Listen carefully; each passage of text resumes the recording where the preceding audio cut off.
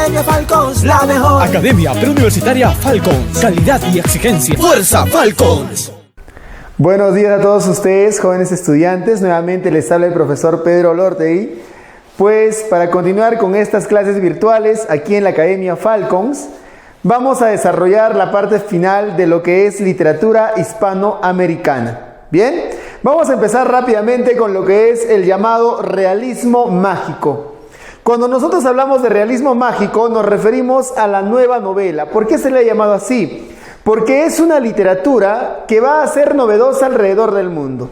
Nosotros buscamos a lo largo de muchos años, habíamos optado por generar una literatura completamente original. Una literatura que sea completamente nuestra. Lo hicimos con el romanticismo, pues en cierta medida. Luego entramos con el modernismo, pero todavía hay influencia europea. Ya después viene el regionalismo y se consolida con el llamado realismo mágico, y después va a llevar a su máximo esplendor nuestra literatura, el llamado boom literario. Pero bueno, el realismo mágico es llamada la nueva novela porque es una literatura completamente novedosa alrededor del mundo. ¿Qué es lo que la hace novedosa? Pues esto. El realismo mágico es la confluencia, es cuando confluyen dos elementos. Es la confluencia de lo real y lo imaginario. ¿Está bien? Es la confluencia de lo real y lo imaginario. Realidad y fantasía van juntos, van de la mano. Por eso dice, de modo que no se sabe,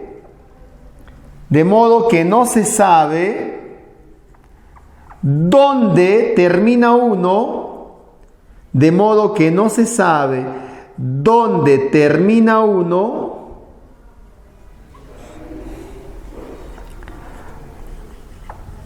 y dónde comienza otro. ¿Ya? De modo que no se sabe dónde termina uno y dónde comienza otro. Es decir, no se sabe dónde termina lo real y no se sabe dónde comienza lo fantástico.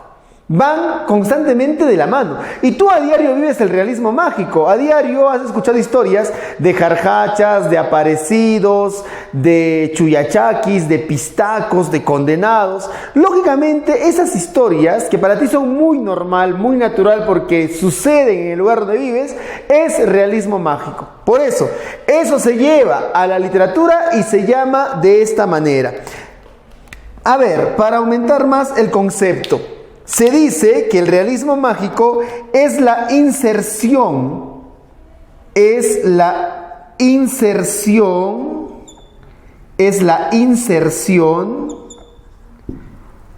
del mito en la novela. Vas a insertar tus creencias, tus supersticiones. Es la inserción del mito en la novela. Bien, eso es el concepto de realismo mágico, no se vayan a olvidar. Ahora, ¿quiénes son los iniciadores del realismo mágico? ¿Quiénes van a iniciar? Primeramente, un cubano que se llamó Alejo Carpentier. ¿Ya? Alejo Carpentier escribió una novela que se llamó El reino de este mundo. El reino de este mundo. ¿Está bien? El reino de este mundo. ¿Cuál es la importancia de la novela El reino de este mundo de Alejo Carpentier? La importancia radica en esto, que en su prólogo, es decir, en su introducción está el concepto de realismo mágico. En el prólogo de El reino de este mundo, Alejo Carpentier dice: el realismo mágico no es algo que nosotros lo hayamos copiado de Europa o lo hayamos traído de otro lugar. El realismo mágico es algo propiamente nuestro, vive con nosotros a diario, está entre nosotros. Bien, ese es uno de los iniciadores. Y el otro es este señor que se llamó Miguel Ángel ¿Te recuerdas? Miguel Ángel Asturias. Miguel Ángel Asturias. Este señor escribió una novela muy conocida que se llamó como El Señor Presidente. El Señor Presidente. Una novela donde mayormente se muestra lo que son las dictaduras. En algún momento estuvo esa novela dentro del prospecto de admisión. Si a ti te preguntan y te dicen, es la novela que trata el tema de la dictadura, lógicamente tienes que mencionar, tienes que marcar al señor presidente. Novela de dictadura, señor presidente. Bien, son los iniciadores. Ahora, jovencitos, ¿quién está considerado como el máximo representante? ¿Quién está considerado como el máximo exponente del realismo mágico? Ellos son los iniciadores, pero su máximo representante es este señor, Juan Rulfo. Juan Rulfo, mexicano. ¿Dónde nació este señor? Específicamente en Sayula, en Jalisco. Ahora, Juan Rulfo en realidad se llamó de esta manera. Juan Nepomuceno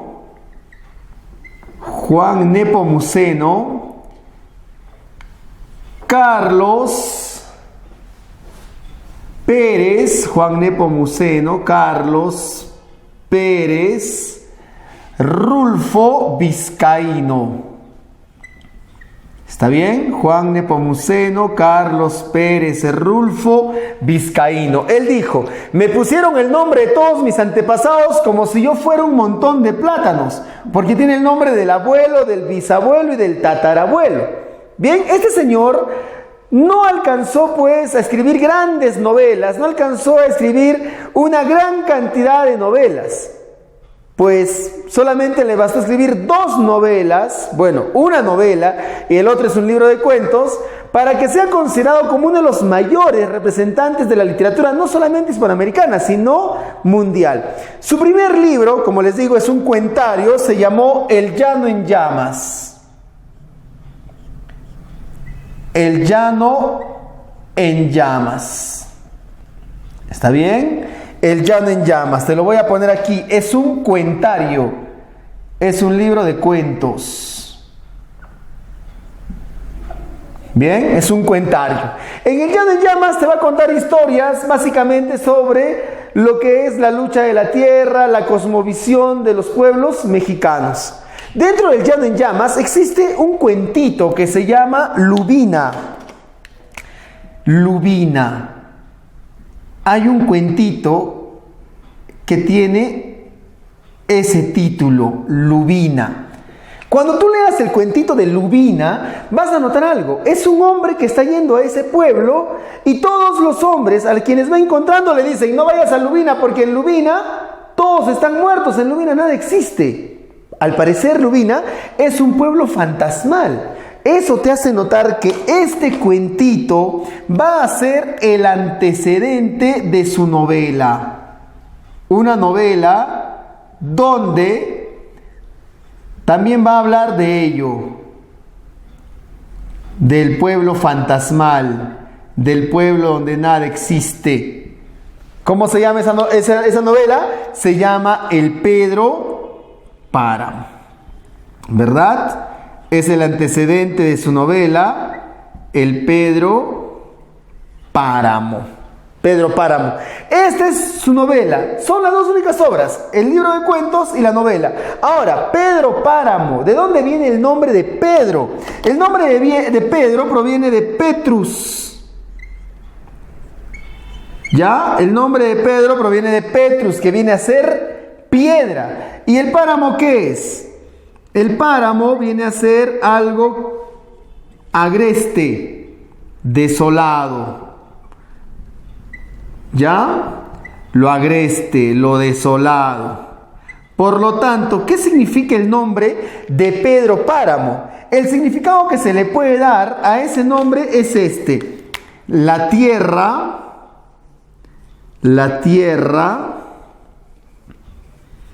en tierra infértil. La tierra Perdón, la piedra, me estoy confundiendo, es la piedra en tierra infértil. ¿Ya? La piedra en tierra infértil o la piedra en terreno infértil. Es decir, el hombre que no tiene sentimientos, el hombre que no ama a nadie, el hombre que no quiere a nadie, en un lugar donde todos son ignorantes, en un lugar donde pues se puede abusar de cada uno de ellos. Ahora, antes, ¿cómo se llamó el Pedro Páramo? ¿Tuvo un título anterior? Sí, antes se llamó Los Murmullos. Antes le iban a llamar Los Murmullos a esta novela. Pero dijeron de que no era buen título y decidieron cambiarle. Le cambiaron incluso a otro título. ¿Cuál es? Después de Los Murmullos, decidieron llamarle Una estrella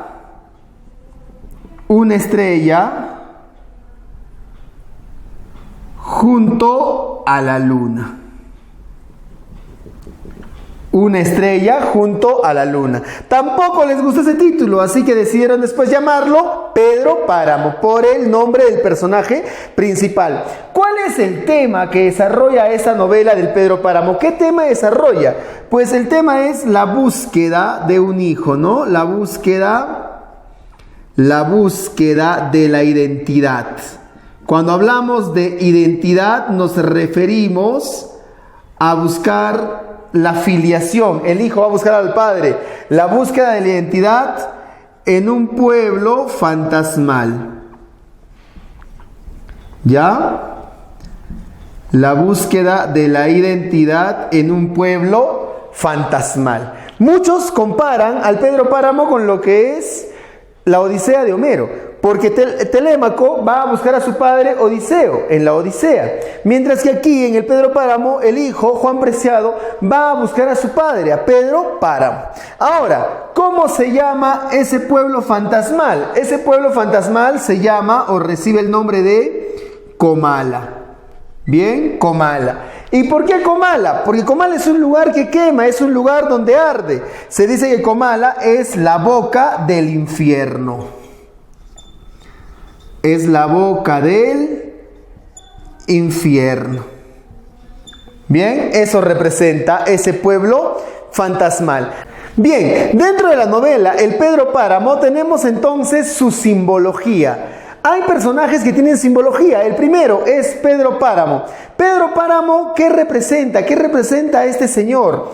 Ese señor representa, pues, el caciquismo, el caudillismo. Este hombre representa al hombre violento. Su muerte, esto recuérdate, su muerte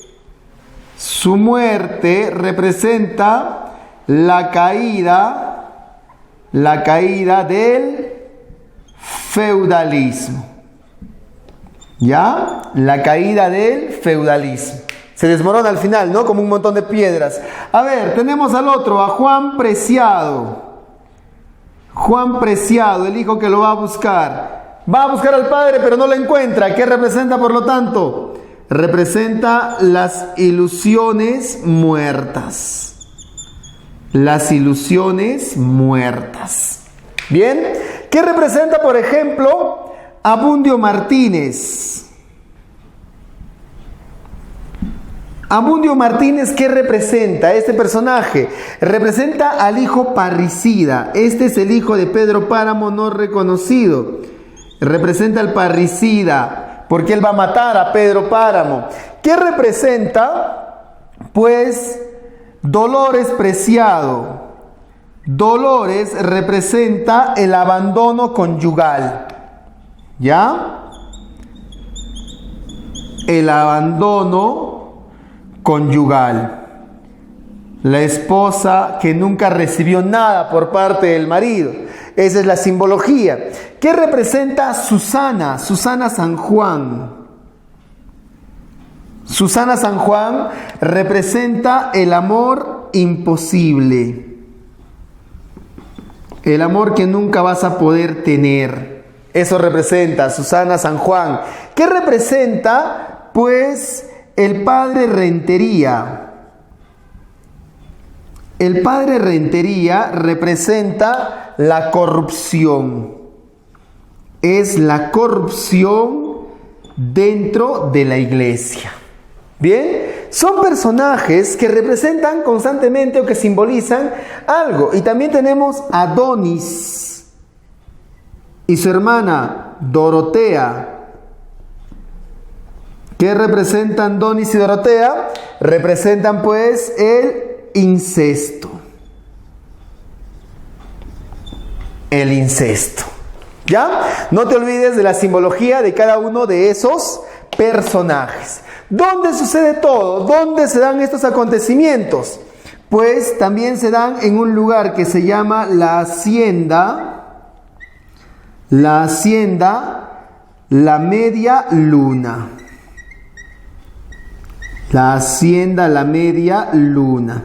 Pedro Páramo es dueño de esa hacienda, la media luna. Ahí también se dan los hechos o los acontecimientos. Bien, entonces voy a contarles rápidamente lo que es el Pedro Páramo. Juan Preciado estaba junto a su madre, Dolores Preciado, quien moría.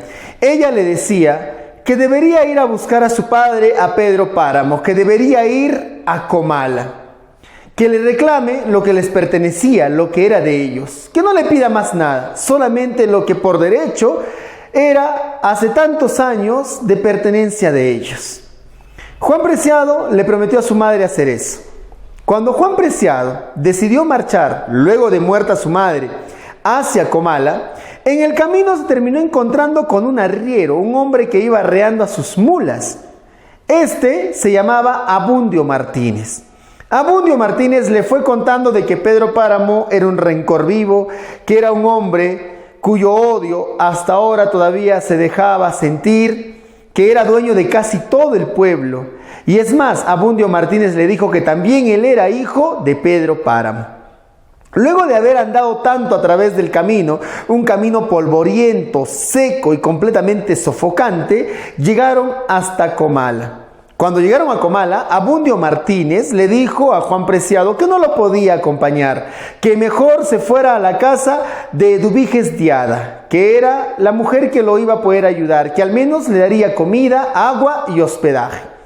Cuando Juan Preciado llegó hasta la casa de Eduviges Diada, ésta lo recibió y sorprendida le dijo que no lo esperaba tan pronto, que no pensaba que iba a llegar tan rápido.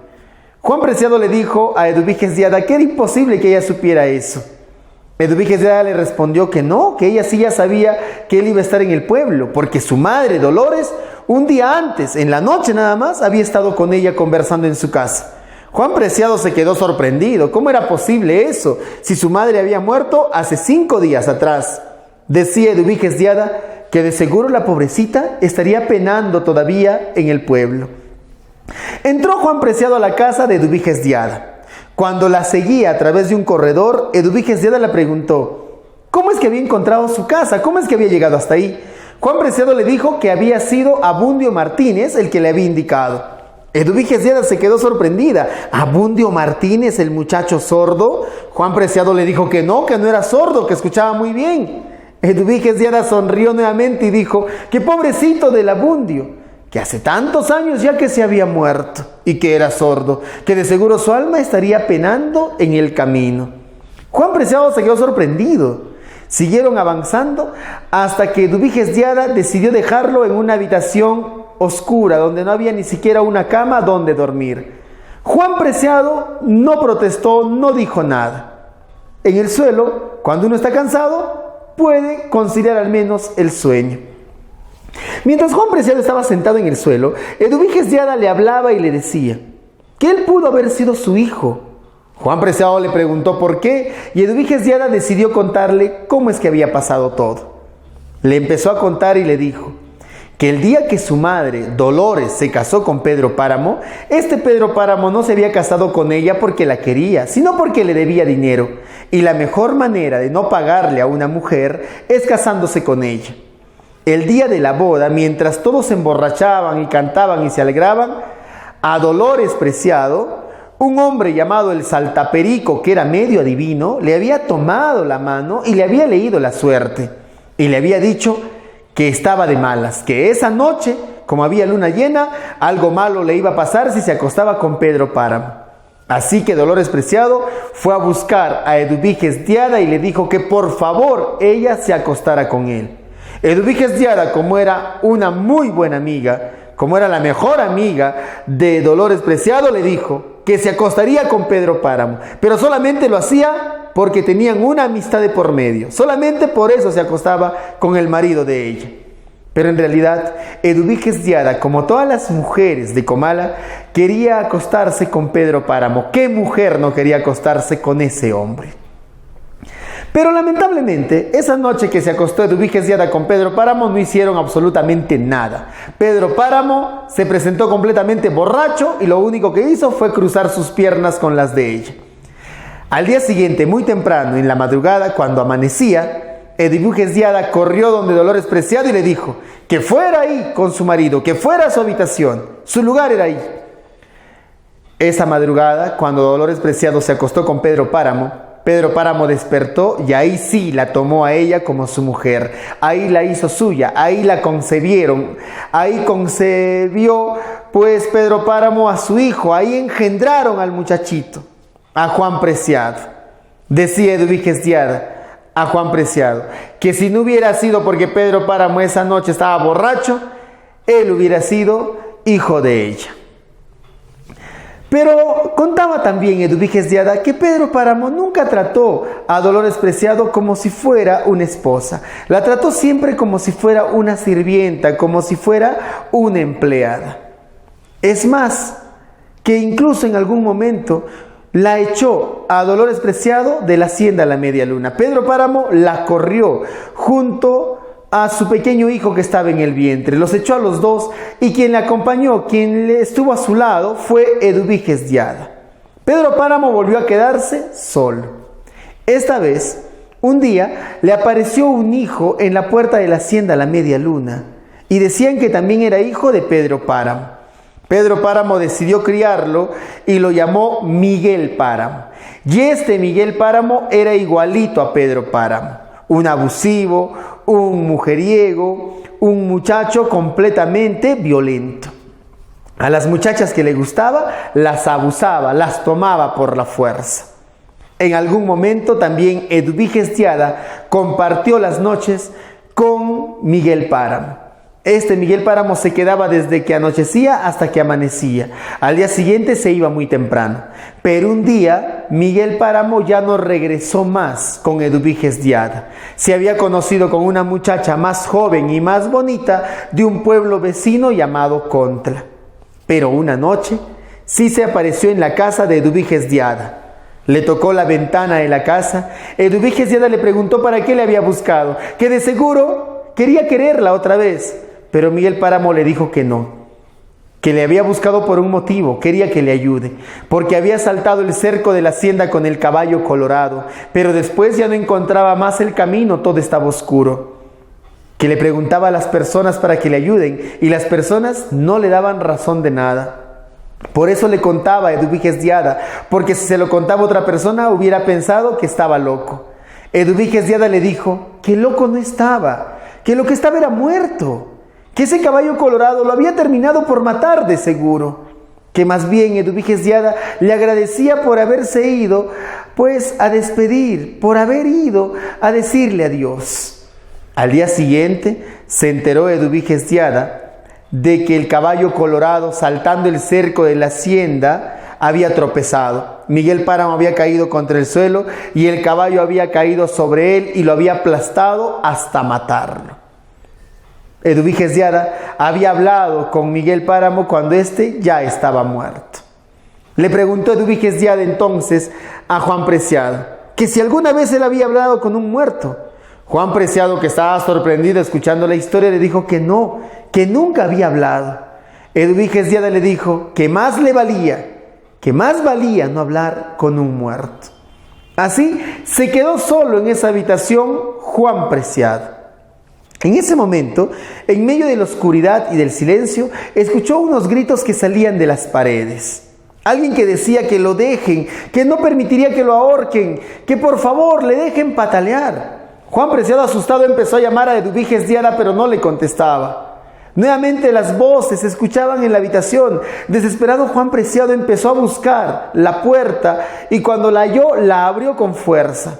Ahí había una mujer parada delante de él y Juan Preciado le preguntó si era Eduviges Diada y ésta le dijo que no, que ella se llamaba, pues, Damiana Cisneros, y le dijo que lo siguiera, que fuera con ella. Juan Preciado empezó a seguir a Damiana Cisneros y mientras iba con ella, Damiana Cisneros le preguntaba, y dime, ¿cómo así que has entrado a ese lugar, a esa casa? Dijo Juan Preciado, Eduviges Diada me ha dejado ahí. Damiana Cisneros dijo, Eduviges Diada, ella está muerta hace muchísimos años, de seguro su alma todavía está penando en su casa. Juan Preciado estaba horrorizado, por lo visto con las personas con las que hablaba, solamente eran personas muertas. Le preguntó a Damiana Cisneros si ella estaba viva, pero de un momento vio a un lado y vio al otro y ya no estaba Damiana Cisneros. Se había marchado. Empezó a caminar en medio de las calles oscuras de Comala y empezó a ver a los aparecidos, estas gentes que salían de un lado y del otro, hombres, mujeres y niños, y empezó a escuchar los murmullos, las voces de estas personas, de estas gentes que le hablaban muy cerca al oído. En ese momento desesperado terminó llegando hasta el centro de la plaza de Comala y vio que en la puerta de una de las casas que rodeaba el lugar había un hombre parado. Se acercó y le dijo, ¿está vivo? El hombre lo miró y le dijo, tú debes estar borracho para preguntarme eso. Ven muchacho, pasa y descansa. Juan Preciado entró a esa casa. Con la luz de la lámpara vio que ese hombre estaba completamente desnudo y que había una mujer también desnuda tendida sobre la cama. No les hizo caso, se recostó en un rincón de la casa en medio de pellejos, de petates y se quedó dormido. Y mientras dormía gritaba, se desesperaba, se exaltaba. La mujer que estaba acostada en la cama le decía al hombre, oye Donis, de seguro ese hombre nos ha venido a causar daño. ¿Para qué lo has dejado entrar? El hombre decía, cállate Dorotea, deja a ese hombre en paz y déjame también a mí en paz. Y se quedaron dormidos. Al día siguiente, Juan Preciado despertó casi al mediodía. El sol le estaba dando en el rostro. Ahí se dio cuenta de que esa casa no tenía techo. Estaba además Juan Preciado bañado en sudor. Estaba empapadísimo en sudor. En ese momento se puso de pie, vio que Dorotea estaba junto a la mesa y le dijo, ¿y dónde está su esposo? Dorotea dijo, mi esposo se ha ido a tener una becerra que se nos ha escapado, pero no es mi esposo, él es mi hermano, sino que no había hace mucho tiempo una mujer a quien Donis no pudiera desposar y me ha tomado a mí como su mujer. Por eso el cura Rentería, el padre del pueblo, nos ha maldecido antes que bendecirnos. Pero no me haga caso, vaya a la cocina que le he dejado unas tortillas. Juan Preciado, sorprendido, fue hasta la cocina. Estaba oscura y en medio de la oscuridad, mientras comía las tortillas, gritaba y decía, ¿estás aquí? Dime si estás aquí, madre, dime. Y una voz que salía de las paredes decía, aquí estoy, te acompaño, aquí estoy junto a ti, Juan. Juan Preciado decía, para eso has querido que venga, madre, mira lo que me está pasando, a todos a quienes encuentro están muertos. Y su madre le decía, perdóname Juan, perdóname, no pensé que todo esto te iba a pasar. Juan Preciado salió de la cocina, vio que Donis y Dorotea ahora discutían. Donis le decía a Dorotea, me voy a ir a traer a la becerra, esta noche con la luz de la luna la atrapo, vas a ver. Dorotea decía, pero me vas a dejar sola, yo no puedo quedarme sola. Donis decía, está ese muchacho que ha llegado a la casa, él te va a cuidar ahora, ese muchacho que ha llegado será el que te atienda. Así, Donis se marchaba y Dorotea lloraba. Juan Preciado le decía, a modo de consuelo, no llore, él va a regresar, le ha dicho. Dorotea decía, no, él ya no regresa más, él ya no vuelve. Ahora como usted está aquí, usted me va a cuidar. Y cerró la puerta Dorotea. Se quedaron solos. Dorotea se desnudó por completo, se recostó sobre la cama y llamaba a Juan Preciado y le decía, acuéstese conmigo, venga. Juan Preciado decía, no, aquí estoy bien, estos pellejos en este rincón son muy cómodos. Dorotea decía, pues entonces quédese en el rincón si quiere, pero yo no me hago responsable si las suricatas le comen las orejas. Desesperado, Juan Preciado se puso de pie y dijo: creo que sí voy a dormir con usted. Se acostó en la cama con Dorotea, pero dándole la espalda. Sintió como las piernas húmedas de Dorotea se cruzaban con las de él. Sintió como sus piernas le mojaba a él también la ropa, el traje. Se quedó dormido. Después de varias horas de haber dormido, Juan Preciado despertó, y despertó porque no podía respirar, se sofocaba. Así que volteó a ver a Dorotea. Sentía que su espalda estaba completamente mojada. Era como si un río de agua caliente le atravesara. Cuando vio a Dorotea, notó algo extraño, algo muy raro. Ya no era una mujer, sino un montón de fango, de barro que hervía, un montón de barro putrefacto, maloliente. Asustado, Juan Preciado salió del lugar. Quería respirar un poco, el aire era caliente. Cuando salió, encontró otra vez a los aparecidos, a los condenados, y otra vez empezó a escuchar las voces, los murmullos. En medio de todos estos sintió frío, mucho frío. Quiso volver ahora a la casa para calentarse, para abrigarse, pero no pudo. Levantó la mirada al cielo, vio cómo las nubes se arremolinaban alrededor de él, empezó a perder, al menos poco a poco, la conciencia iba cayendo hasta que se dio fuertemente contra el suelo. Ahí se quedó, todo se hizo oscuro. Se escuchaba una voz que decía entonces, pues, que a él no le iban a hacer creer que estaba vivo, que a él no le iban a hacer creer que había llegado vivo a Comala. Juan Preciado respondía y decía que esa había sido su historia, que así había llegado a Comala por petición de su madre, y pues así había sido como los murmullos lo habían matado. Le decía esta voz que no, que él había llegado vivo, pero ya después estos condenados, estos aparecidos, estas voces le habían quitado la vida. Lo que quiere decir es que Juan Preciado estaba muerto y estaba hablando con Dorotea. Quien le va hablando es Dorotea. Los dos están muertos dentro de la tumba, están conversando.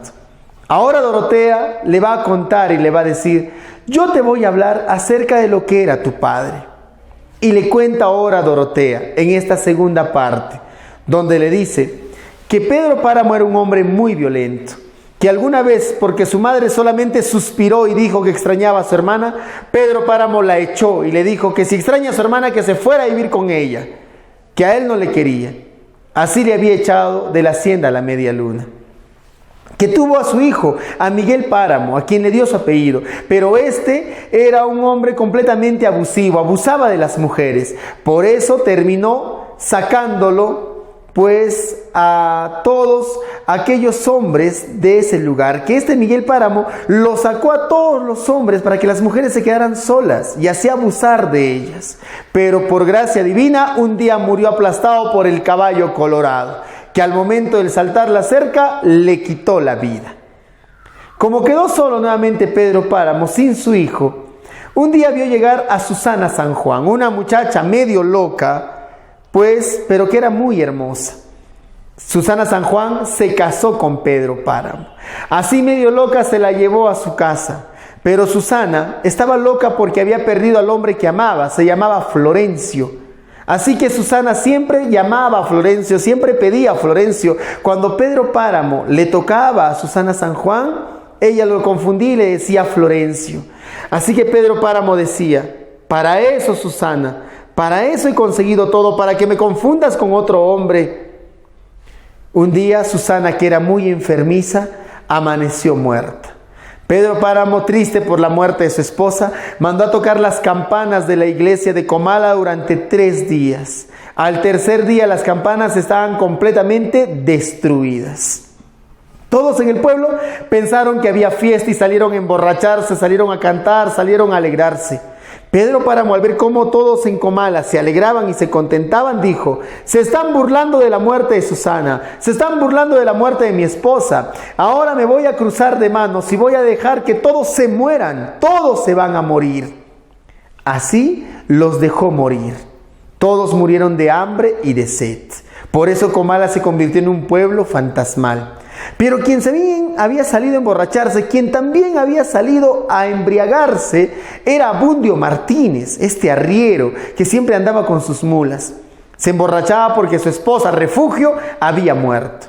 Y había muerto porque el médico había preferido ir a atender a la mujer de Pedro Páramo que a la mujer de Abundio Martínez. Así que Abundio Martínez, ebrio como estaba, corrió a buscar a Pedro Páramo a la hacienda a la media luna. Y cuando lo encontró le dijo: deme dinero para enterrar a mi mujer, a mi refugio. Pedro Páramo, al ver cómo Abundio Martínez le hablaba, le dijo: ¿quién eres tú para que me hables de esa manera? Abundio Martínez sacó un puñal que tenía guardado debajo de la camisa y empezó a darle de puñaladas a Pedro Páramo y le decía: soy hijo de Pedro Páramo, todos en este lugar somos hijos de Pedro Páramo. Le dio tantas puñaladas que unos hombres rápidamente llegaron, tomaron a Abundio Martínez y se lo llevaban arrastrando para matarlo. Mientras Pedro Páramo agonizaba, se apareció Damiana Cisneros, su sirvienta. Lo tomó en brazos y le dijo: ¿está bien? ¿Quiere que lo ayude? Pero Pedro Páramo no dijo nada. Agonizante, solamente estiraba la mano, porque en sus ojos se veía el reflejo de Susana San Juan, la mujer a quien había amado, y le decía: ya voy, ahí voy, Susana, ya voy. Y así cerró los ojos y murió. Al momento de morir, se terminó convirtiendo en un montón de piedras que se fue desmoronando y se fue deshaciendo entre los brazos de Damiana Cisneros. Básicamente de eso trata el Pedro Páramo. Sencillo, resumido, para que ustedes puedan tener idea de lo que es esta novela. Bien, entonces pasaremos ahora, luego de que hemos hecho el realismo mágico, al tema más importante de esta parte de la clase, que es el boom literario. ¿Por qué se llama boom? ¿A qué se le llama boom? Boom se refiere a un éxito, a una explosión, algo novedoso. Tú alguna vez has escuchado: es el boom del verano, cuando se refiere a una canción. Cuando hablamos de boom nos referimos a algo novedoso en la literatura. Por lo tanto, el boom literario se refiere al éxito editorial. ¿Está bien? Al éxito editorial de las letras hispanoamericanas. ¿Cómo es eso? El realismo mágico, que era una literatura donde realidad y fantasía se entremezclaban, lo acaban de ver ustedes a grandes rasgos en el Pedro Páramo, va a generar que muchos lectores en el mundo quieran consumir novelas de esta parte del continente. Eso hace que las novelas hispanoamericanas se van a leer por todo lugar. Por eso se dice que tenemos un éxito editorial, un boom literario. ¿Está claro? Ahora, este boom literario tiene sus características. ¿Cuáles son sus características? Dentro de sus características tenemos esta primera, que se llama la experimentación lingüística. Experimentación lingüística. ¿Ya? ¿Cómo es eso? Jugaron con el lenguaje.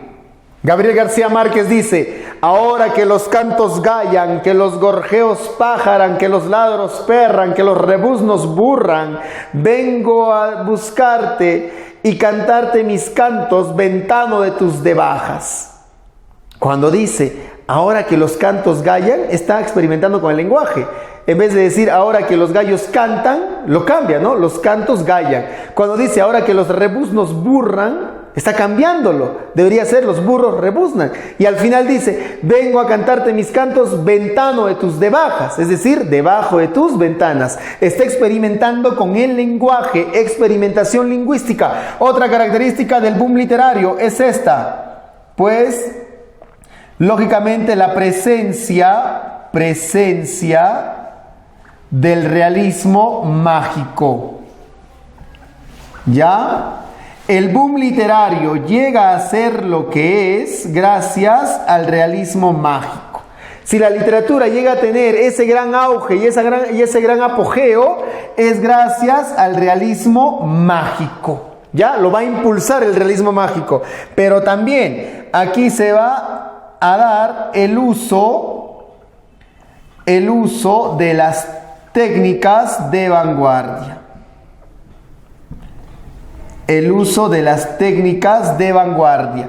Van a utilizar mucho el monólogo interior, el flashback, el raconto, los vasos comunicantes, se van a usar las técnicas vanguardistas. Aparte de esas técnicas de vanguardia, también aquí surge la antinovela, y esto lo voy a poner con rojo.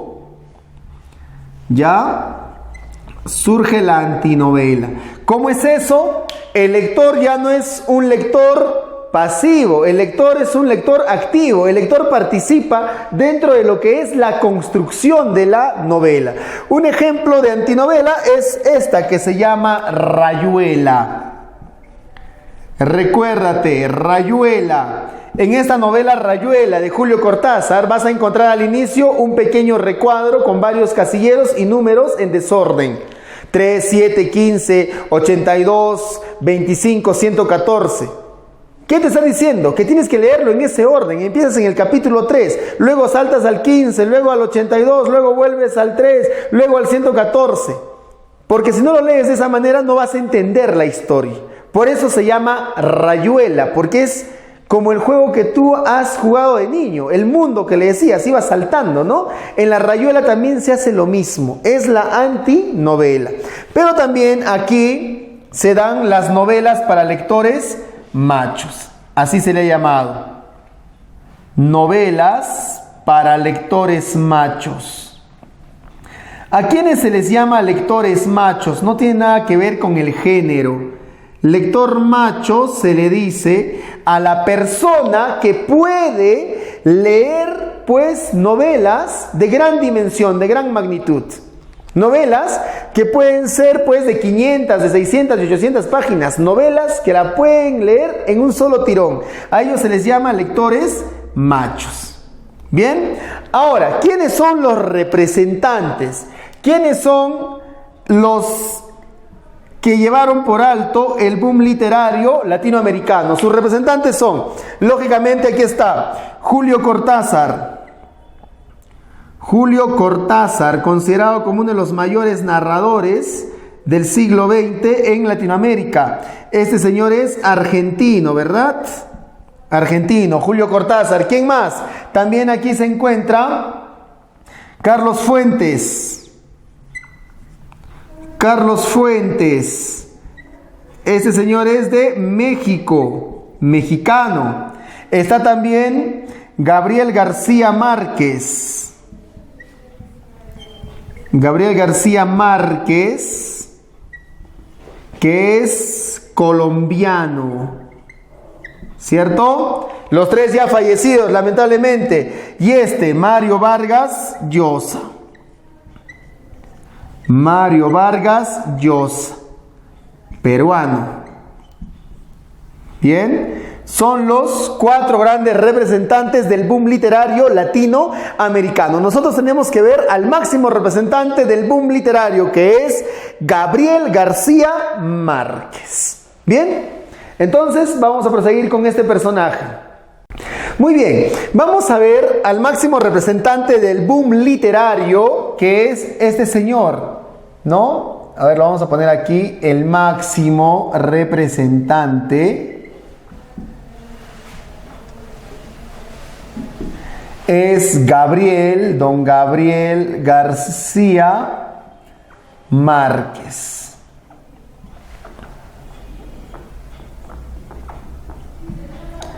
Gabriel García Márquez. Gabriel García Márquez, nacido en Colombia, en Aracataca, ha sido considerado o ha sido llamado como el padre del realismo mágico. Porque este señor va a llevar a límites insospechados lo que es el realismo mágico. ¿Ya? El padre del realismo mágico. Pero también algunos lo han llamado por su hipocorístico, el Gabo. Hipocorístico, ¿no? Es cuando reduces el nombre. En vez de decirle Gabriel, le dices Gabo. En vez de decirle Luis, le dices Lucho. Bien, ahora, este señor, Gabriel García Márquez, recibió el Premio Nobel de Literatura. Recibió el Premio Nobel de Literatura en el año de 1982. Bien, en el año de 1982. Gabriel García Márquez está considerado como uno de los mayores narradores, no solamente de Latinoamérica o de Hispanoamérica, sino también del mundo, con esta genial novela que se llamó 100 años de soledad. 100 años de soledad. Jovencitos, a 100 años de soledad le han considerado o le han llamado como la parábola de Latinoamérica. ¿Ya? La parábola de Latinoamérica. ¿Por qué le han llamado la parábola de Latinoamérica? Porque toda la historia latinoamericana se encuentra aquí, desde los orígenes de los pueblos, pasando por la llegada de los españoles, con la llegada de los gitanos, las dictaduras, las guerras civiles, la llegada del capitalismo, la llegada de los grandes negocios, todo está aquí. Por eso le dicen la parábola de Latinoamérica. Nuestra historia está bien resumida en esta novela. Algo también muy importante dentro de lo que es 100 años de soledad es que posee una estructura bíblica. ¿Ya? Posee una estructura bíblica.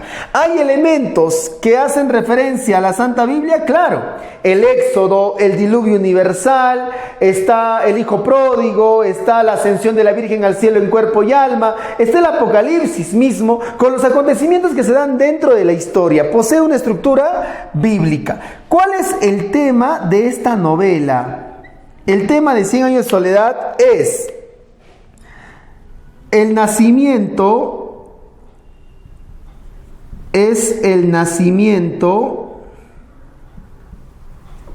el apogeo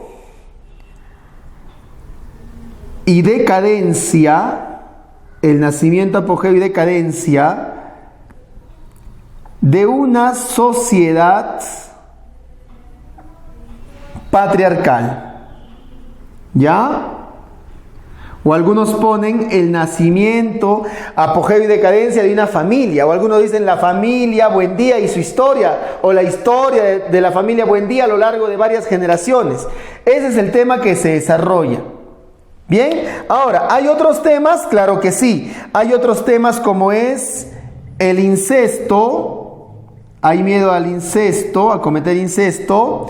Está también la soledad. Todos los personajes se quedan completamente solos. Bien, ¿cuáles son los espacios? Los dos espacios son, tenemos Río Hacha primero, Río Hacha, ¿ya?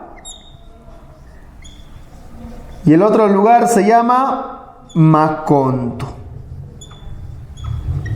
Río Hacha y Macondo, ahí se van a ir. Ahí se da el famoso éxodo. Bien, de lo que es esta familia Buendía. Voy a contarles a grandes rasgos, ¿no?, lo que es 100 años de soledad, básicamente con lo que es el esquema sobre sus personajes. Muy bien, vamos a hablar entonces de 100 años de soledad. Primeramente quiero hacerles saber que el que narra la historia, el que cuenta la historia es Melquiades. Melquiades es el gitano. Él escribe los pergaminos y los escribe en sánscrito, ¿ya? El sánscrito, que es el hindú antiguo. En ese idioma lo va a escribir. ¿Y quién va a descifrar los pergaminos? ¿Quién va a interpretarlos? Es Aureliano Babilonio. Él va a saber al final qué es lo que va a pasar o qué es lo que está sucediendo con la familia. A ver, la historia comienza con dos primos hermanos que son José Arcadio Buendía y Úrsula Iguarán. Estos dos primos hermanos están enamorados y deciden casarse, pero cuando se casan generan una gran polémica en toda la familia. ¿Por qué? Porque hay un temor de que el hijo nazca con cola de cerdo. Y dicen muchos que el que nazca con cola de cerdo sería una gran desgracia, que ya hace algún tiempo unos familiares de ellos se habían casado y habían tenido un hijo con cola de cerdo, que vivió 40 años con esa cola de cerdo, pero al año 40 decidió cortarse la cola con la ayuda de un amigo carnicero y se murió a los 4 días desangrado. Lo mismo le iba a pasar a los hijos de estos dos primos. Ante lo que decían, José Arcadio Buendía decía que no importaba, que así nazca su hijo como una lagartija, él lo iba a querer. Mientras hable, él lo iba a querer. Cuando se casaron, a Úrsula y Guarán le regalaron un calzón de castidad para que ella pudiera evitar el incesto. Durante todo un año utilizó el calzón de castidad. Así que no hubo un encuentro sexual con José Arcadio Buendía. Y la gente en el pueblo de Riohacha, donde vivían, les andaba diciendo que pues no podían tener hijos. Más aún, se burlaban de José Arcadio Buendía y decían que era impotente, que no era tan hombre como parecía.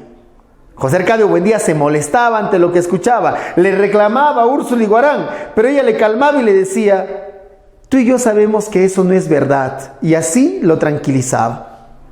Un día, cuando José Arcadio Buendía llevó a pelear a su gallo de pelea al Coliseo, se enfrentó al gallo de un vecino llamado Prudencio Aguilar. Cuando el gallo de José Arcadio Buendía venció, Prudencio Aguilar, molesto, le dijo: tienes un buen gallo, ¿por qué no le llevas a tu mujer? ¿Quién sabe y le saca un hijo? Parece que es más macho que tú. Se molestó José Arcadio Buendía y le dijo: alístate, que cuando regrese te voy a matar. Así es que al regresar, José Arcadio Buendía ya tenía en la mano una lanza que se la aventó a Prudencio Aguilar, le atravesó la garganta y lo terminó matando. Cuando regresó José Arcadio Buendía, vio que Úrsula y Guarán estaba a punto de ponerse su calzón de castidad y le dijo: no, Úrsula, ya no vas a usar más ese calzón de castidad, nadie más va a morir por tu culpa. Le quitó el calzón de castidad y lo aventó a través de la ventana. Esa noche, por primera vez, José Arcadio Buendía y Úrsula y Guarán estuvieron juntos como esposo y como esposa, como marido y como mujer. Se entregaron íntimamente, sexualmente. A partir de ese día ya no había más miedo en Úrsula y Guarán. Ella ya había perdido el temor de tener un hijo con cola de cerdo. Pero siempre que Úrsula y Guarán salía a la calle, siempre encontraba a Prudencio Aguilar, ahí en las esquinas, parado ahí junto a las paredes, o en algunos casos lo encontraba hasta en su casa.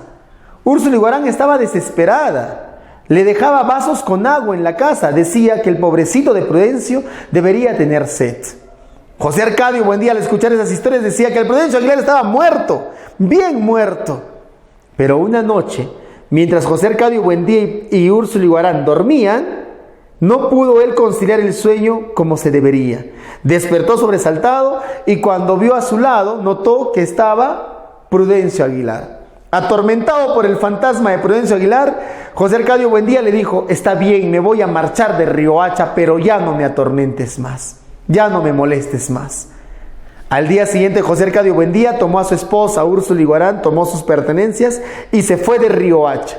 Y no se fue solo, varios amigos lo siguieron, todos con el deseo de fundar un nuevo pueblo. Anduvieron 10 meses en la gran selva colombiana y no encontraron nada. Todo eran ciénagas, pantanos, lodazales. Llegaron incluso a los 14 meses de andar errantes y nada. En esos 14 meses, Úrsula y Guarán dio a luz. Su embarazo duró 14 meses y dio a luz a un niño a quien bautizaron con el nombre de José Arcadio, el primogénito.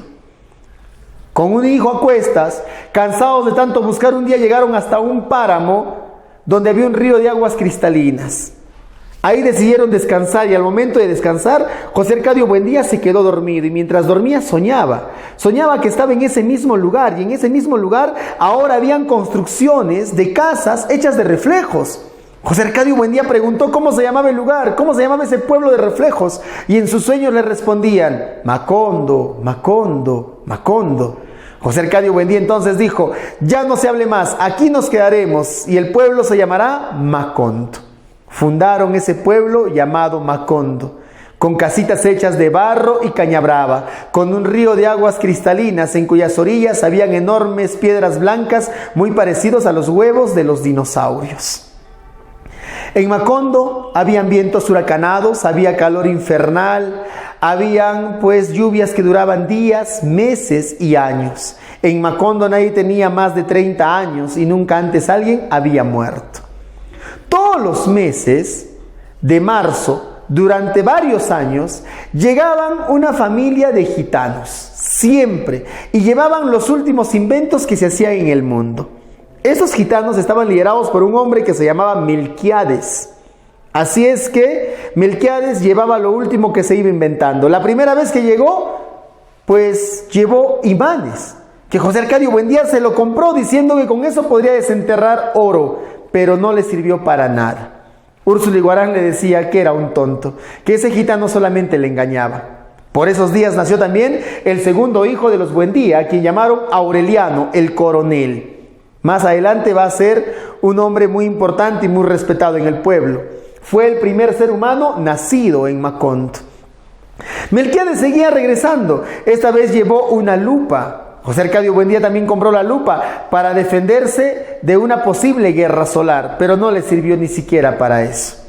En otra oportunidad, cuando Melquiades llegó, llevó pues un daguerrotipo, una especie de cámara fotográfica. José Arcadio Buendía se lo compró y le dijo que sería para tomarle una foto a Dios, pero tampoco le servía.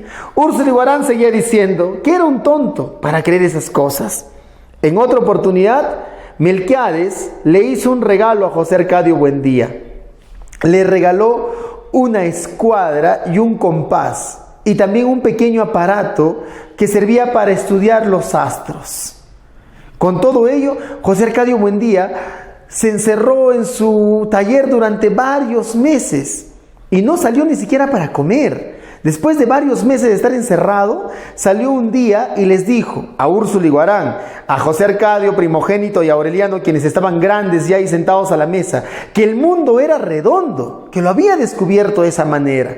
Úrsula Iguarán le dijo que estaba loco, que cómo iba a inventar esas cosas, que cómo iba a decir semejantes tonterías, que el mundo era redondo. José Arcadio Buendía no se sintió comprendido. Fue al pueblo y les dijo, el mundo es redondo. Y todos se burlaron, se rieron de él. Otra vez incomprendido, esperó a que regresara Melquiades. Cuando el gitano regresó, José Arcadio Buendía le dijo que el mundo era redondo. Y Melquiades le dijo que sí, pero a Melquiades le sorprendía algo. Que José Arcadio Buendía, con una escuadra, con un compás y con un aparatito para estudiar los astros, lo había logrado saber. Así que se dio cuenta que José Arcadio Buendía era un hombre muy inteligente y le regaló un taller de alquimia para poder encontrar la piedra filosofal, una piedra que al ligero roce con otros metales los convierte en oro.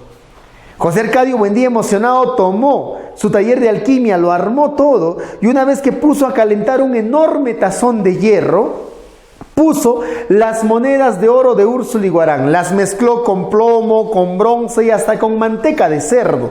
Una vez que estaba mezclado, tenía pensado hallar la piedra filosofal, pero cuando eso pasó, no encontró absolutamente nada. Solamente un pedazo de chicharrón metálico pegado en el fondo del tazón de hierro. Úrsula Iguarán le dijo que eso había sido lo último que había hecho, que ahora que regresen esos gitanos, ella misma los iba a echar del pueblo, que mejor se ocupara de sus hijos, que estaban creciendo como los burros, sin conocer a su padre.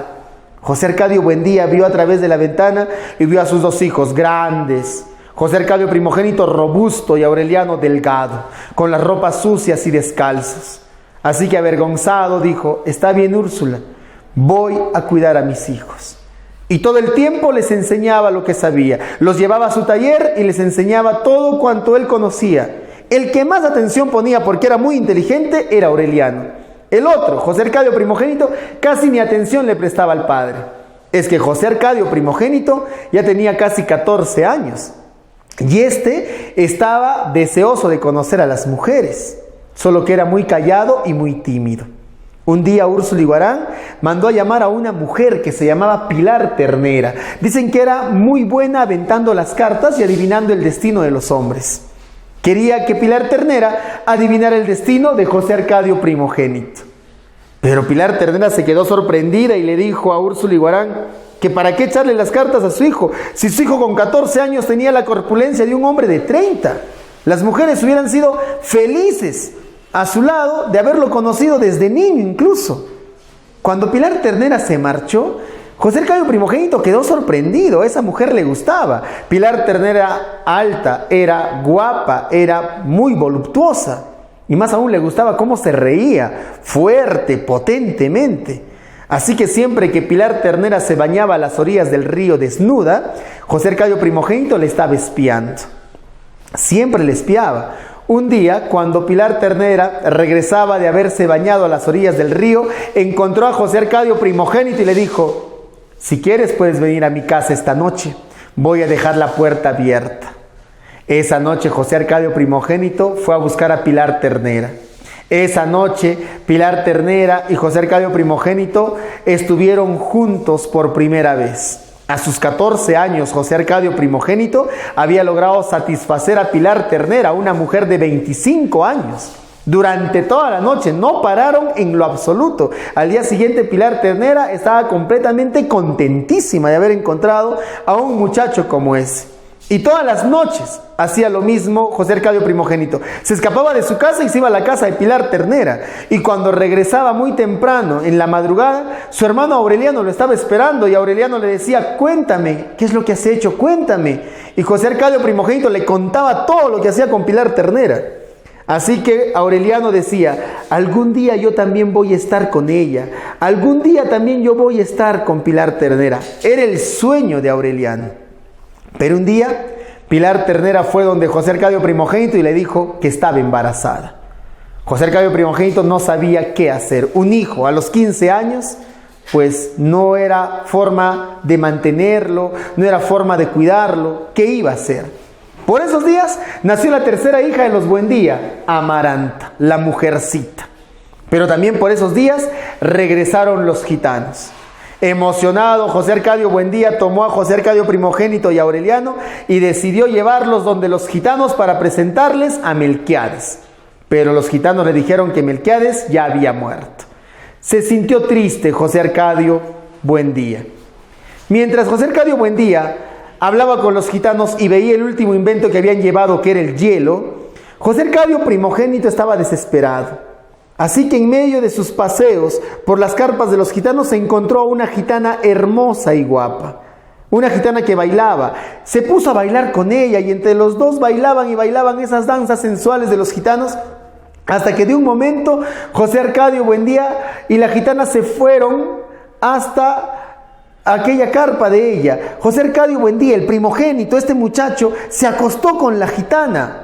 Y estuvieron juntos durante bastante tiempo, sexualmente, íntimamente.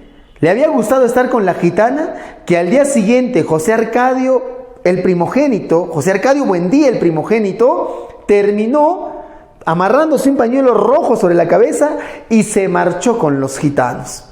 Úrsuliguarán odiaba a los gitanos. Su hijo no podía irse con ellos y se fue siguiéndolos. Se quedaron solos en la casa de los Buendía, José Arcadio Buendía, el patriarca, así lo vamos a llamar, Aureliano y Amaranta. Luego de 2 años, José Arcadio Buendía, el patriarca, pudo cuidar a su hija Amaranta como pudo. Es decir, hizo lo posible por mantenerla con vida. La llevaba donde mujeres que tenían hijos, así lograba que la pequeña amamantase. En esos 2 años se apareció Úrsuliguarán como si se hubiera ausentado un par de horas. Al entrar a la casa, José Arcadio Buendía le dijo dónde había estado, a lo que Úrsuliguarán respondió que había ido siguiendo a su hijo José Arcadio el primogénito, pero no lo había encontrado. Lo que se había encontrado era un camino que los comunicaría con otros pueblos. José Arcadio Buendía vio a través de la ventana y notó que habían llegado los primeros negocios, las primeras tiendas y hasta el ferrocarril. Había llegado la modernidad a Macondo. Por esos días también se apareció Pilar Ternera con un hijo en brazos y les dijo que era hijo de José Arcadio Buendía, el primogénito, que ella no podía atender a ese niño, que ellos mejor lo atiendan. Así que Úrsuliguarán y José Arcadio Buendía, el patriarca, tomaron a este niño y lo llamaron Arcadio. Así lo bautizaron. Arcadio, pues, fue criado como un hijo más. Pero por esos días también se apareció una muchacha pequeña, pues, que se llamaba Rebeca Montiel, que era la sobrina de un primo de José Arcadio Buendía, del patriarca, un primo lejanísimo, que pedía que la cuidase. Aceptaron a Rebeca Montiel, la tomaron como una hija adoptiva. Pero Rebeca Montiel, cuando llegó, tenía los ojos rojos, que decían tenía la peste del insomnio. A los días, todo el pueblo se contagió con la peste del insomnio y nadie dormía. Pero esta peste del insomnio se convirtió también en la peste del olvido. Se empezaron a olvidar de todo. Todos se olvidaron hasta de sus nombres. Cuando Macondo cayó en el completo olvido, un día se apareció en el pueblo un hombre con trajes viejos y sucios. Entró a la casa de los Buendía y de su maleta sacó un frasco con una bebida y se lo dio a José Arcadio Buendía, al patriarca, y le dijo: bébelo. José Arcadio Buendía, el patriarca, tomó la bebida y cuando la bebió por completo recuperó toda la memoria, todos los recuerdos le volvieron. Vio a ese hombre y le dijo: tú eres el gitano Melquiades, te conozco. El hombre dijo: claro que soy yo. José Arcadio Buendía, el patriarca, le dijo: pero tú no estabas muerto, me dijeron eso tus amigos los gitanos. Melquiades dijo: sí, pero en la muerte no había con quien hablar y me sentía solo, así que he regresado para quedarme contigo. Se quedó Melquiades en la casa de los Buendía, y el tiempo que se quede él va a estar pues escribiendo los famosos pergaminos. Él va a escribir la historia de la familia a lo largo de todas las generaciones, desde la primera hasta la última. Quien estaba molesta con Melquiades era Úrsula Iguarán, porque el gitano le llenaba de tonterías la cabeza a su esposa. Pero Melquiades le devolvió su oro, ese oro que era de Úrsula, que se había convertido en un pedazo de charrón metálico, se lo devolvió. Y Úrsula Iguarán lo aceptó. Por aquel entonces, pues ya estaban señoritas Amaranta y Rebeca Montiel y estaban en condiciones de casarse. Pues conocieron ambas a un muchacho llamado Pietro Crespi. Se encantaron las dos con Pietro Crespi, pero Pietro Crespi eligió a Rebeca Montiel. Amaranta, las veces que Rebeca Montiel intentó casarse con Pietro Crespi, hizo lo posible. Terminó haciendo polvo el vestido de novia, terminó pues escribiendo cartas para cancelar la boda, hizo todo. Tanto así que Rebeca Montiel ya no sabía cuándo se iba a casar con Pietro Crespi. Sucede que por aquel entonces llegó también al pueblo de Macondo un hombre llamado Apolinar Moscote, que tenía 7 hijas. La menor que tenía pues 9 años. Se llamaba Remedios. Remedios Moscote a sus 9 años encantó muchísimo a Aureliano.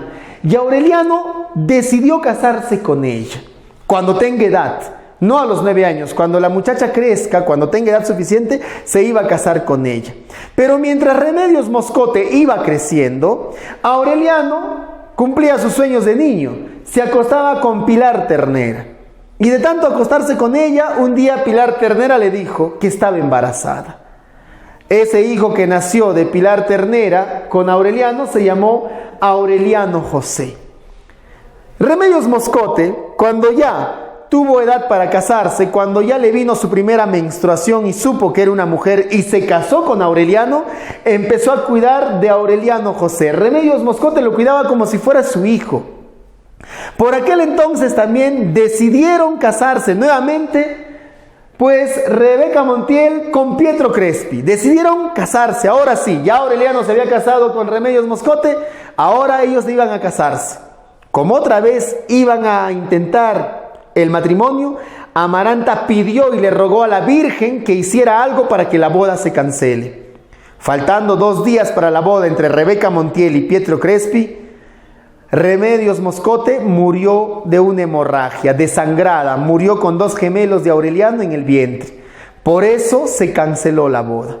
Por eso Amaranta se va a sentir tan mal que ella ahora va a cuidar de Aureliano José, ella va a cuidar del sobrino. Tanto así que cuando el sobrino va a ser ya grande, un hombre se va a enamorar de la tía, los dos se van a enamorar. Y al final, cuando ya va a parecer que van a entablar el incesto, pues se va a dar cuenta Amaranta de que eso no es posible. Son tía y sobrino, el hijo con cola de cerdo, eso podría pasar. Así que Amaranta va a rechazar a Aureliano José y va a prometer quedarse virgen a lo largo de toda su vida. Por eso ella va a vivir 140 años y va a morir completamente virgen. Va a morir viendo pasar a su propio entierro, viendo pasar a su propio ataúd.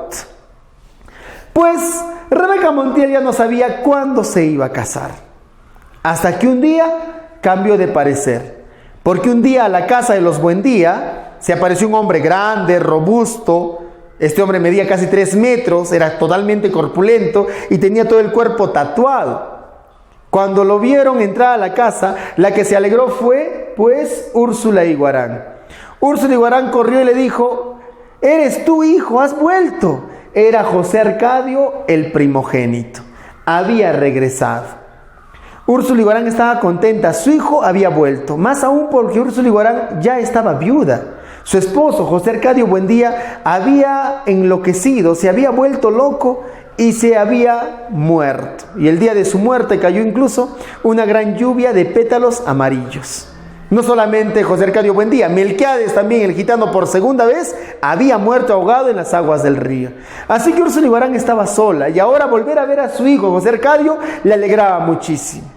Cuando vio a José Arcadio Buendía, el primogénito, Rebeca Montiel se encantó tanto con él que se casaron los dos. Úrsula Iguarán sabía que eso era incesto y los echó a los dos de la casa. Pero lógicamente no hay incesto porque estos no son hermanos. Ella es adoptada. Se fueron a vivir a una casa junto al panteón, una casa que Aureliano, como tenía dinero porque fabricaba pescaditos de oro, Aureliano hacía pescaditos de oro muy bonitos. Aureliano, como tenía dinero por la venta de estos pescaditos de oro, les regaló a ambos una casa junto al panteón. Pero por aquel entonces también estalló la guerra civil en Colombia y Macondo iba a participar apoyando a los liberales. Así que Aureliano fue nombrado coronel y se fue a liderar 32 revoluciones. Y las 32 revoluciones las perdió. El tiempo que estuvo lejos Aureliano, tuvo 17 hijos con 17 mujeres diferentes, los 17 aurelianos. Si te preguntan en el examen de admisión cuántos hijos tuvo, tuvo 18. 17 más Aureliano José son 18 hijos. Esos morirían rápidamente. Como Aureliano se había ido a la revolución, quien quedó gobernando Macondo fue Arcadio. Pero este Arcadio era un tirano, un abusivo, asesinaba a todos sus opositores.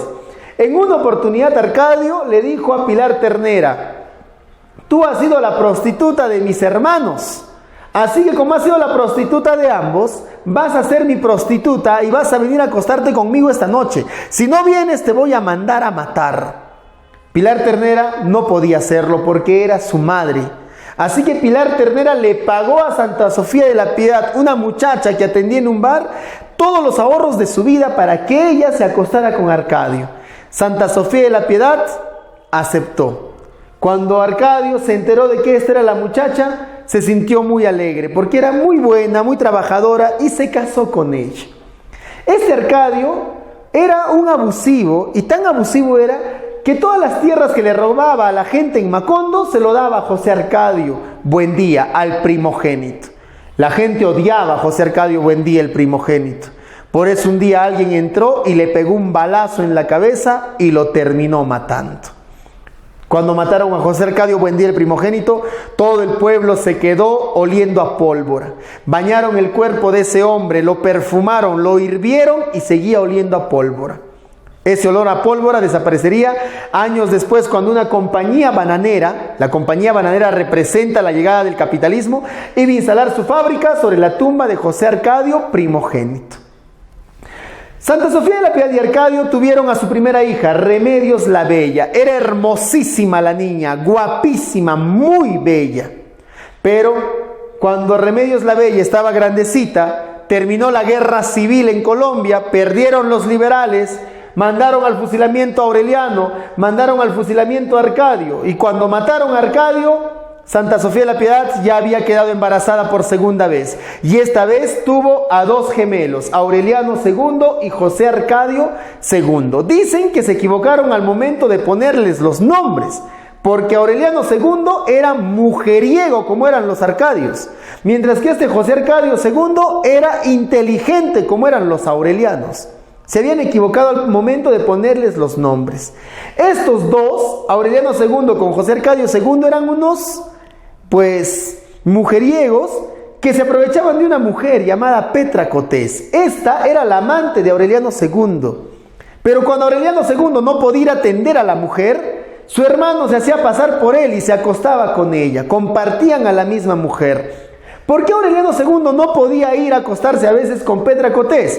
Porque estaba comprometido con una mujer llamada Fernanda del Carpio, una mujer que había sido criada desde niña para ser monja. Recién a los 13 años, desde que había nacido, había salido a la calle. Así que Fernanda del Carpio, pues, estaba siempre encargada de la casa.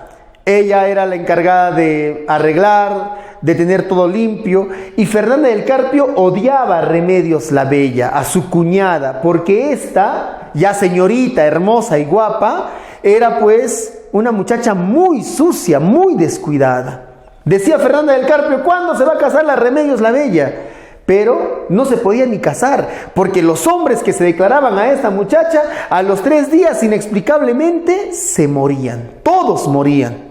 Pero un día se cumplió el deseo de Fernanda del Carpio. Remedios la Bella terminó una mañana desnuda, levitando, elevándose, salió a través de la ventana y se fue volando al cielo en cuerpo y alma y no regresó más.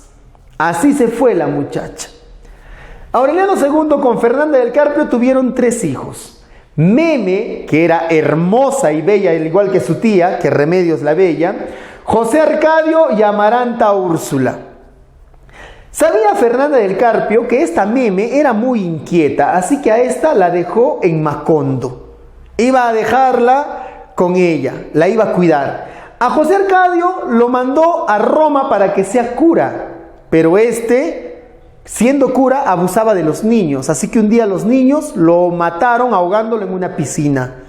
Mientras que Amaranta Úrsula, que era pues una muchacha dedicada al estudio, una muchacha también muy hermosa, fue enviada a Bélgica para estudiar la carrera de ingeniería. Amaranta Úrsula se casó en Bélgica con un hombre llamado Gastón y luego terminaría separándose también de él. Pero ¿qué pasaba con Meme? Esta Meme era tan bonita, era tan hermosa y era tan pues coqueta, que cuando andaba por las calles de Macondo encantaba a los hombres. Los hombres cuánto quisieran tener a esta mujer, se preguntaban siempre, cuánto hubieran querido tener a Meme. Pero Meme ya estaba andando en amoríos con Mauricio Babilonia, un operador de la compañía bananera. Este Mauricio Babilonia, cuando andaba por las calles, de tanto que estaba en medio de las bananas, tenía el aroma de las flores y de las frutas. Cuando andaba por las calles, las mariposas de colores siempre lo estaban rodeando, siempre estaban alrededor de él. Fernanda del Carpio, como era una mujer de reglas, una mujer pues de carácter, no iba a permitir que su hija esté con un operador cualquiera, siendo de buena familia. Así que encerró a Meme en la casa y no le permitió salir. Pero Meme, más astuta, le había dicho a Mauricio Babilonia que todos los días ella a las 7 de la noche se iba a bañar y que él podría trepar los muros y le podría ver desnuda. Así que todos los días a las 7 de la noche, Mauricio Babilonia trepaba los muros y miraba desnuda a Meme. Y a veces no se contenía y bajaba y los dos estaban juntos, tenían su intimidad a la hora del baño de Meme. Fernanda del Carpio se había dado cuenta de que este trepaba los muros de su casa.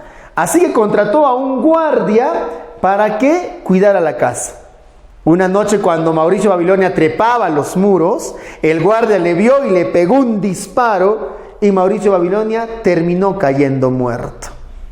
Meme se sintió tan triste que hizo un voto de silencio, no habló para nada. Se fue a un convento y se hizo monja, pero Meme ya estaba embarazada. Al poco tiempo, siendo monja, dio a luz a un niño llamado Aureliano Babilonia. Fernanda del Carpio se sintió completamente avergonzada. Su hija, monja, embarazada y de un hombre que no era su esposo. Así que a este niño, Aureliano Babilonia, Fernanda del Carpio le dijo siempre: tú eres adoptado, no eres hijo de la familia. Tú has sido encontrado en un canastito junto al río, así como encontraron a Moisés. A ti te encontramos ahí, de buena voluntad te hemos criado.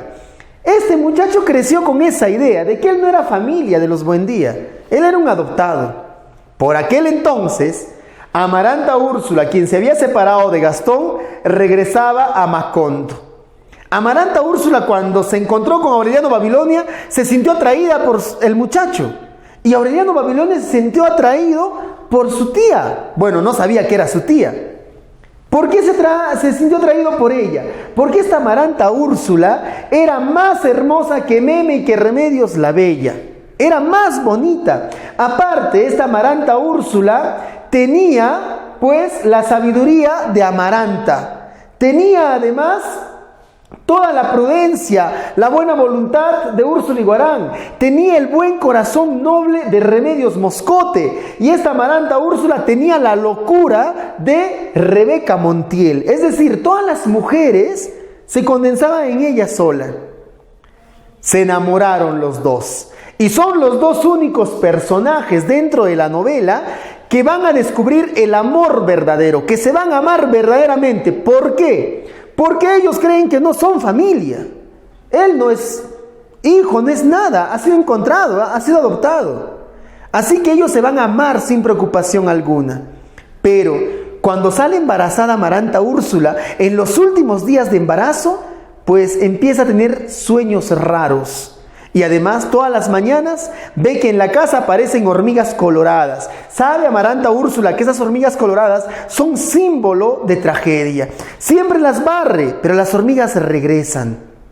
El día que Amaranta Úrsula daba a luz, le atendía a Aureliano Babilonia, y ese día empezó a tener una gran hemorragia. Así como lo tuvo alguna vez Remedios Moscote, tuvo una hemorragia que se desangraba. Antes de morir, cuando ya había dado a luz, le dijo a Aureliano Babilonia que le mostrara a su hijo. Aureliano Babilonia le mostró a su hijo que tenía una cola de cerdo que se movía. Con esa imagen, Amaranta Úrsula terminó muriendo.